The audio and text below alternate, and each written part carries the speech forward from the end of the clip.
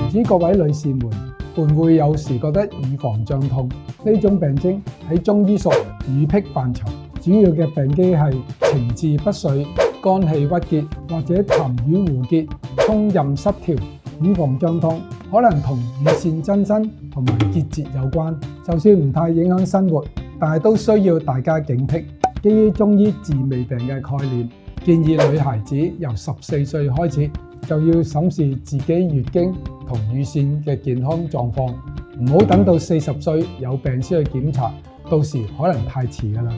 記得要留意嘅係，好似月經失調、長期失眠、氣血不暢同埋飲食不節咁，都會形成乳癖嘅病機，係同大家嘅生活習慣息息相關，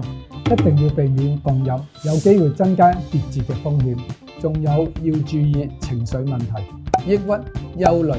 緊張、壓力都會導致肝氣鬱結、氣滯血瘀、肝胃失調，令乳房脈絡堵塞。